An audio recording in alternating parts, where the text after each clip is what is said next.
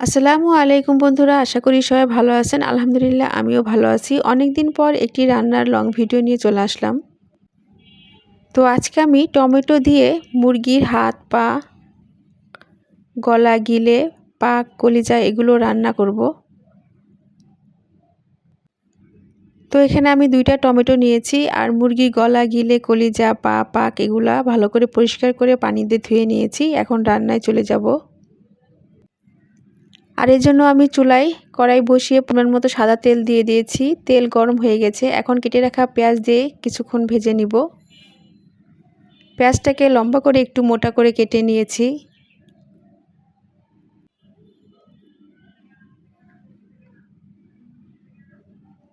তো পেঁয়াজটাকে কিছুক্ষণ ভেজে নিয়েছি। তো এখন প্রথমেই পরিমাণ মতো লাল মরিচের গুঁড়া দিয়ে দিব। লাল মরিচের গুঁড়াটা প্রথমে দিলে তরকারির কালারটা সুন্দর আসে। এখন পরিমাণ মতো আদা, রসুন, জিরে বাটা একসাথে দিয়ে দিব।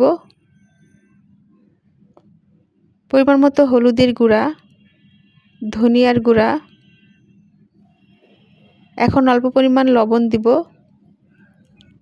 আর পরে আবার আমি আর একটু লবণ দিব। এখন একটু নেড়ে চেড়ে নিব।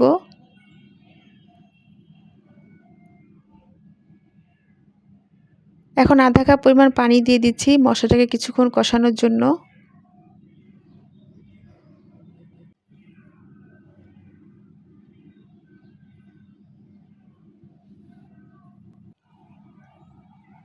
এখন তেজপাতা 2 টুকরা করে দিয়েছি। 2 টুকরা দারচিনি দিয়ে দিব। এখন টমেটো কুচি দিয়ে মশলার সাথে ভালো করে নেড়ে চেড়ে নিব। এখানে আমি 2টা টমেটো কুচি কুচি করে কেটে নিয়েছি। আপনারা চাইলে ব্লেন্ডার করেও নিতে পারেন। এখন আধা কাপ পরিমাণ পানি দিয়ে দিলাম মশলাটাকে কিছুক্ষণ কষানোর জন্য।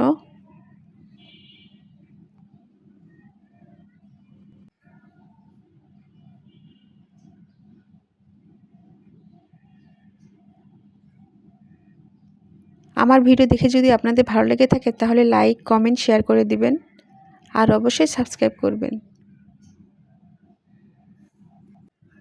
তো দেখুন মশলা কষানো হয়ে গেছে, তেল বের হয়ে গেছে। এখন আমি মুরগির গলা, গিলে, পা এগুলো দিয়ে দিব। দিয়ে মশলার সাথে ভালোভাবে একটু নেড়ে চেড়ে নিব।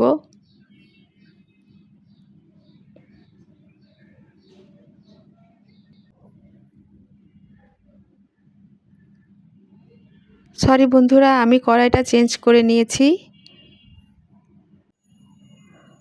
তো আমি আবারও কিছু পরিমাণ লবণ দিব, কারণ তখন অল্প পরিমাণ লবণ দিয়েছিলাম।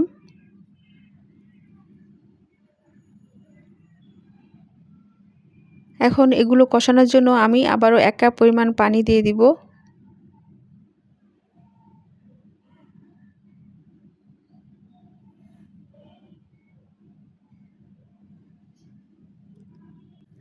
যারা আমার চ্যানেলটাকে সাবস্ক্রাইব করে আমার পাশে আছেন তাদেরকে অসংখ্য অসংখ্য ধন্যবাদ।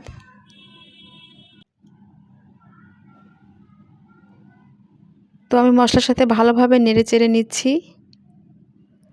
তো মুরগির গলা, গিলে, পা এগুলো কষানো হয়ে গেছে। এখন তরকারিটা সম্পূর্ণ হওয়ার জন্য আমি আবারও পরিমাণ মতো পানি দিয়ে দিলাম।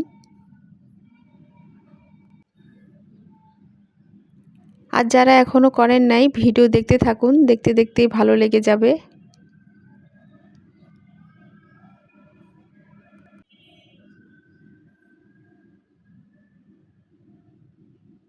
এখন 4টি আস্ত কাঁচামরিচ দিয়ে দিব।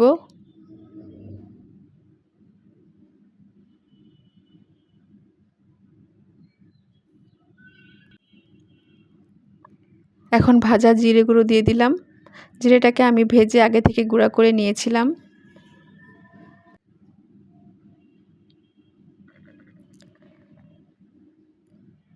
মুরগির গলা, গিলে, কলিজাতে ঝালের পরিমাণটা বেশি দিলে খেতে ভালো লাগে। তো আমি ঝোলটা শুকিয়ে ফেলবো, বেশি একটা ঝোল রাখবো না, কারণ এগুলোতে ঝোল রাখলে খেতে ভালো লাগে না।